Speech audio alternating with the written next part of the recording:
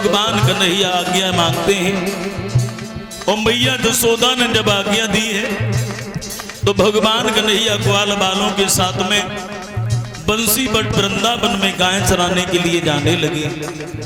लेकिन भगवान कृष्ण ग्वाल बालों के साथ में खेल खेलते हैं, कदम के वृक्ष पर चढ़ जाते हैं भगवान। उसके बाद बहुत सुंदर बंसी बजाते हैं।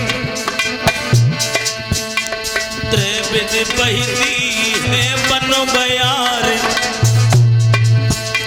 खग वृंद सुरी ले गाते हैं। मुरली धर धर कर अधरों पर मुरली की तान सुनाते हैं।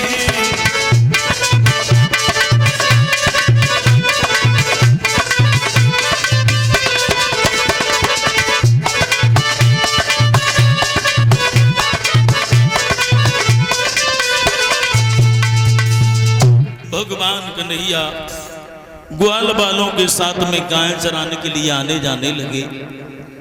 भोजराज कंस ने पत्र भेजा।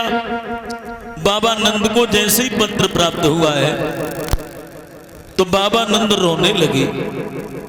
कंस, मैंने तेरा क्या बिगाड़ा है? जिस दिन से हमारे घर में कृष्ण बलराम ने जन्म लिया, तरह तरह के तू राक्षसियों को भेज रहा है, लेकिन अब हमें मालूम पड़ता है कि मेरे कन्हैया को तू जिंदा नहीं छोड़ेगा। बाबा नंद रो रहे हैं। मैया जसोदा के पास में भगवान कृष्ण पहुंचे हैं। कहा, मां, ग्वाल बालों ने बहुत तंग किया। मैया मुझे माखर रोटी दे दे। ग्वाल बालों ने माखर रोटी छीन के खा गए और भगवान कृष्ण मां यशोदा से बोले हैं, मैया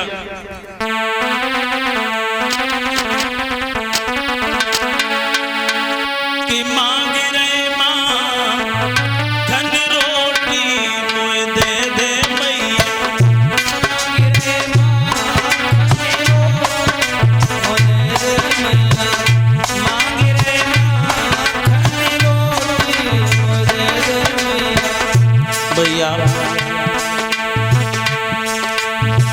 जसोदा बैठी माखन मथन है। जसोदा बैठी माखन मथन है।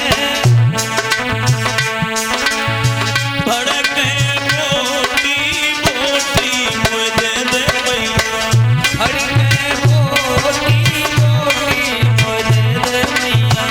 मांग रहे माखन रोटी मुझे दे। भगवान कृष्ण मां यशोदा से माखर रोटी मांगने लगे। जसोदा ने कहा, लाला, ये अंतिम दिन है तेरी माखर रोटी का। आज के बाद में शायद तुझे माखर रोटी से भेंट न हो। और भगवान कृष्ण से जसोदा मैया बोली है, मेरे लाल,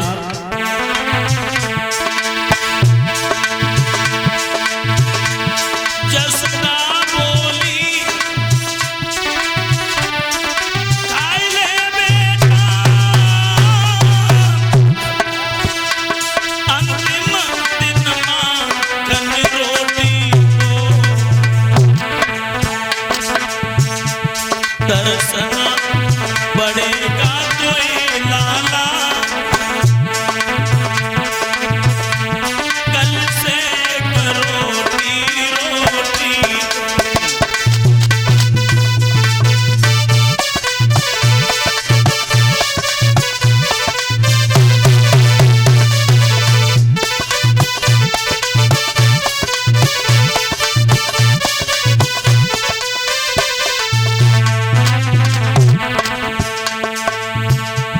जसोदा ने कहा, लाला, आज माखर रोटी खा ले, शायद कल से तुझे माखर रोटी से भेंट न हो।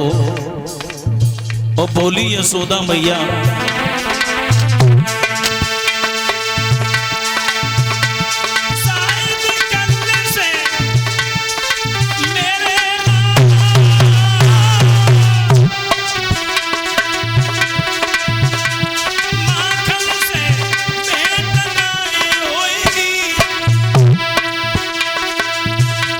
तेरे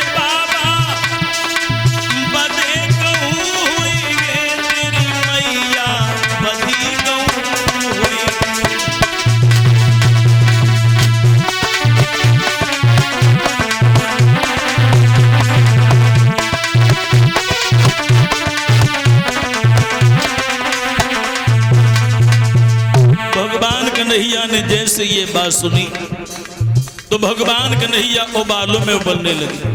माँ, ये तुम क्या कह रही हो?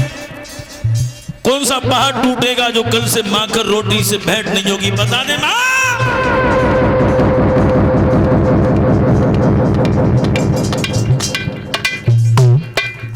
कौन है वो कमीन की औलाद जिसने तुम्हारी आंख में आंसू पैदा किए? बता दे माँ। कौन है वो शेरनी माँ जिसने उस पहलवान को जन्म देके सियाना बना दिया? भगवान कन्हैया कहते हैं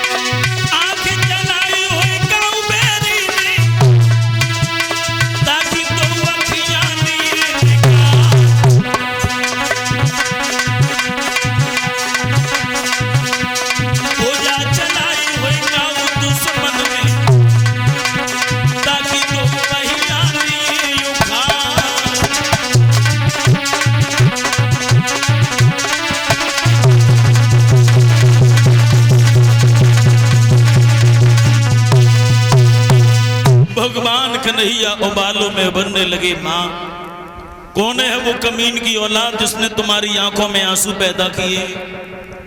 बाबा नंद ने वही फरमान दिखा दिया जो भोजराज कंस ने भेजा था। मेरे लाल, कंस ने ये खत भेजा है और इसमें लिखा है कि हमें एक छपरिया कमल के पुष्पों की आवश्यकता है। कमल के पुष्प कालीदेह के अलावा कहीं दूसरे स्थान पर है नहीं। कालीदेह में बेसैला कालिया नाग रहता है जो कद्रू का पुत्र है। वो इतना जहरीला है, इतना बेसैला है कि उसके जहर से यमुना का पानी भी बेसैला हो गया है। अगर कन्हैया तू कमल पुष्प लेने जाएगा तो वो कालिया नाग डस लेगा। वो अगर कमल के पुष्प भोजराज के पास में नहीं पहुंचे तो कंस हम सबको जेल में बंद करवा देगा। भगवान कन्हैया कहने लगे, बाबा तुम भी बड़े भोले भाले हो, तुम भी एक पत्र लिख दो भोजराज कंस को और खुले शब्दों में बता दो कि जिस जेल में डालने की धमकी हम समस्त यादवों को दे रहा है, ये जेल यादवों के लिए जेल नहीं, सत्याग्रह मंदिर है। मंदिर